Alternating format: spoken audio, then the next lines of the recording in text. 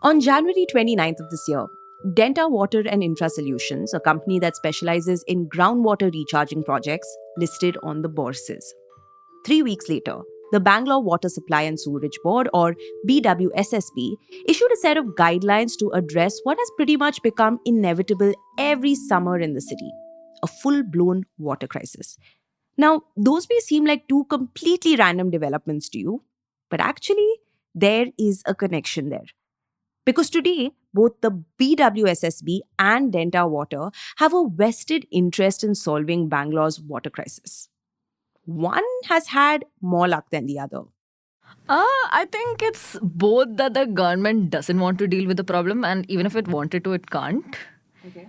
In the sense that, I think the BWSSB is perennially underfunded. It nearly went bankrupt last year. B is that there is like a mismatch between like what various like government bodies, what their mandate is and what the people actually need.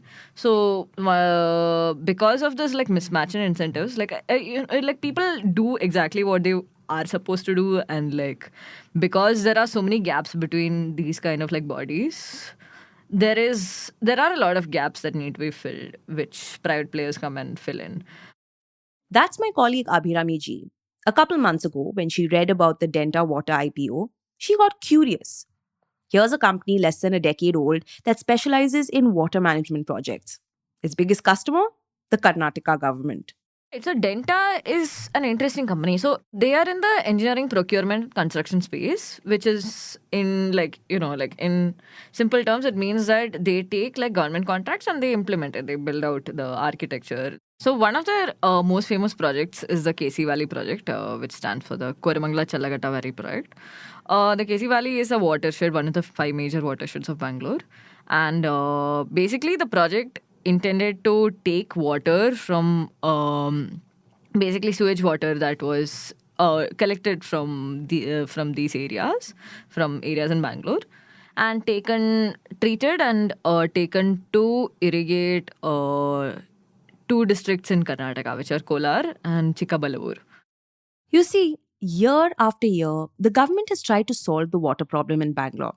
It's issued the guidelines, it's shut down the swimming pools, it's deployed the tankers, it's hiked water tariffs, and quite unsurprisingly, none of that has worked.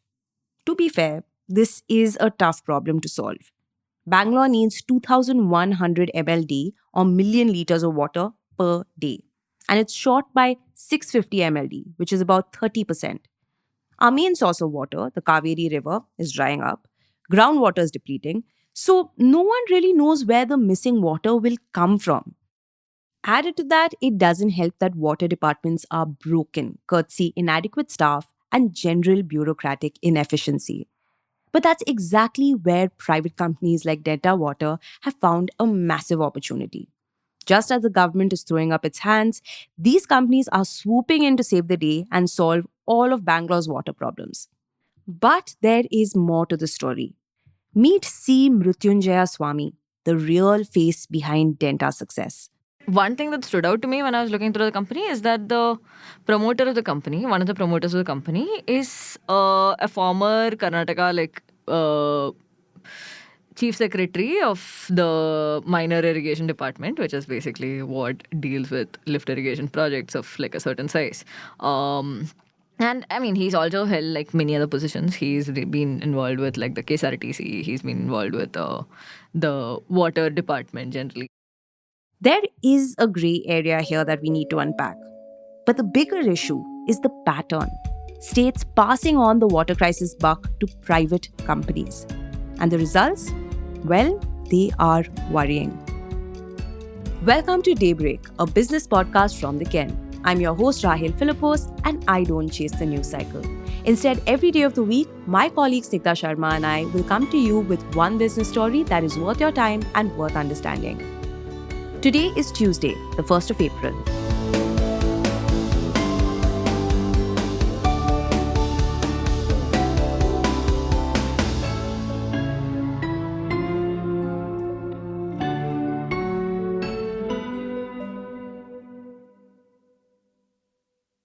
In the last 2 years, Delta Water's revenue from contracts with the Karnataka government have increased from an already high 63% in FY24 to 84% in the first half of FY25. Naturally, a lot of people started putting two and two together. Actually, one interesting thing that's in their IPO docs is that anonymous complainants went and complained to SEBI about some discrepancies that they had noticed, which include allegations like the bureaucrat who was the promoter of this company was you used undue influence to get tenders, for instance, to modify tender guidelines or tender requirements to kind of fit their company better than others. Many other allegations, and the company strongly refuted all of these actually, and filed a FIR with the police, and later found out that the complainants complained from an anonymous phone number and address. So, some interesting things in the document, we can't corroborate these obviously, but I think the fact that they are in the DRHP at all is something that's interesting. The main target of these complaints was CM Swamy, the ex bureaucrat who holds 25% of Delta Water's shares. That's not all. Swamy and three members of his family together held a 96% stake in the company at the time of listing. So it's really a family affair. In fact, even after the listing, the Swamy family continued to hold 71% of the company's shares. But Abhirami says this is just smart business.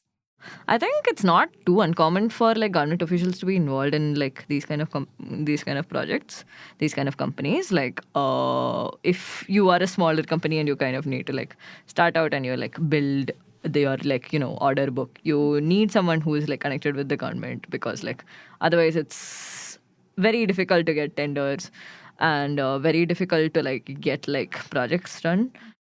But naturally, there is still some distrust, especially considering the share of the company's total revenue that came from government contracts. In the run up to the IPO in particular, its order books were looking even better than usual. This is a company that has been consistently profitable, which is unusual for an EPC or engineering, procurement, construction company. In fact, one executive in the wastewater treatment space said the profit margins Denta enjoys are unusually large, particularly considering all the high capital projects Denta has undertaken. But well, without access to the breakup of contractual details, one can only speculate. What is interesting though is the sheer number of private companies like Denta that have entered the scene to fix what the government could not. Stay tuned.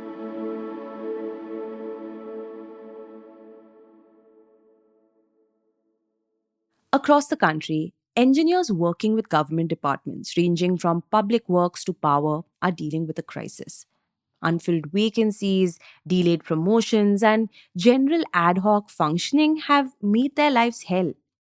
Just last April, for instance, 20 engineers from Bengaluru Municipal Corporation's Public Works Department were left sitting idle for 8 whole months.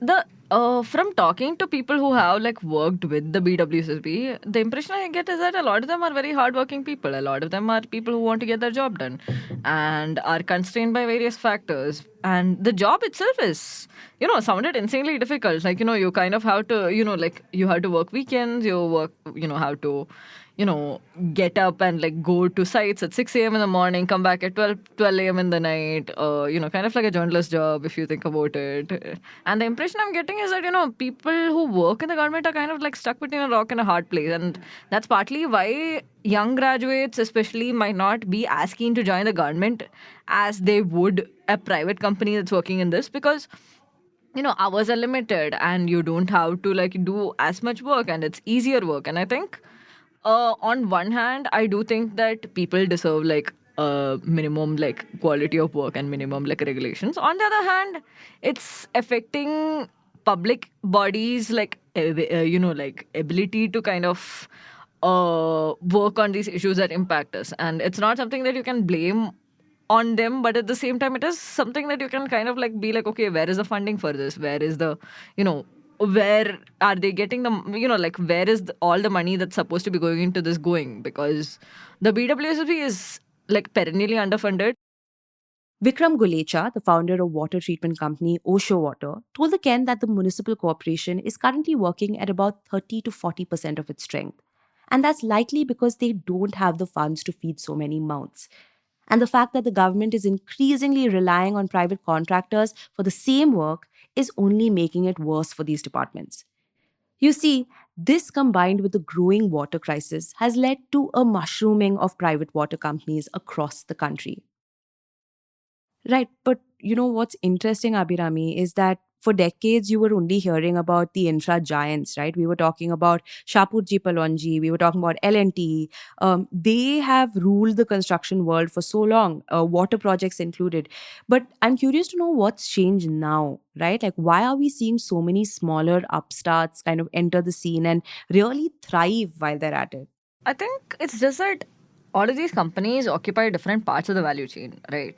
And different companies work with like different governments because they have good ties with them. And, L&T and, these guys can't like take up every single project in the, in the country, right? I think that there is space enough for like smaller players to get in. Like it's more of a question of how far they'll be able to scale.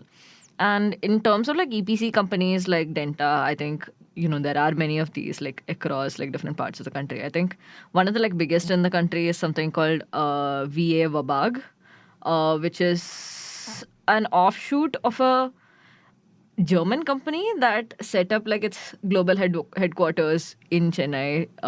It's kind of, I tried looking into it. It's kind of complicated how the like structure works, but they are one of the like biggest companies in the EPC space in India, and they're listed as well. So it's not like the big players take up everything. I think there's enough space for like smaller players to also come.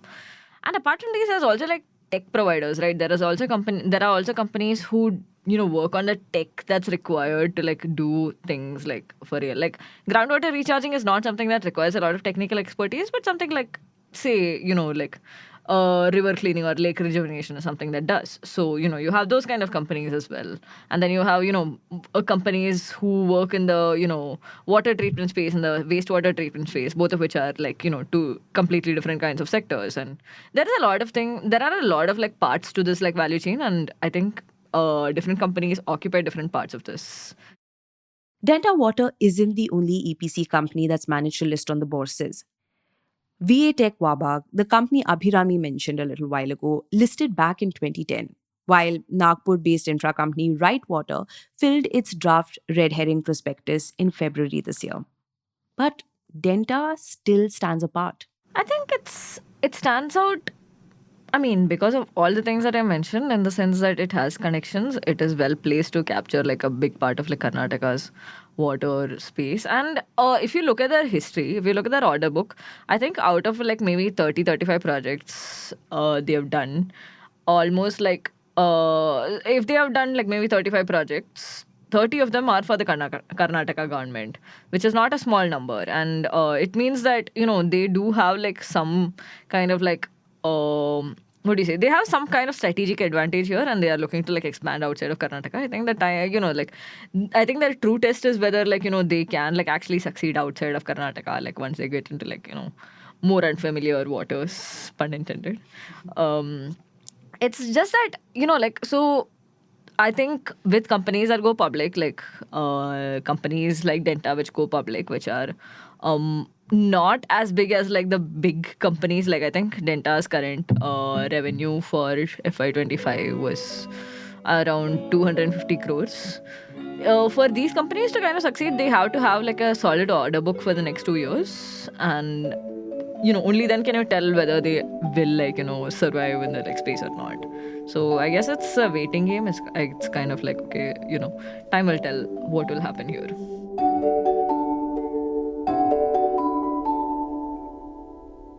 Daybreak is produced from the newsroom of The Ken, India's first subscriber-focused business news platform.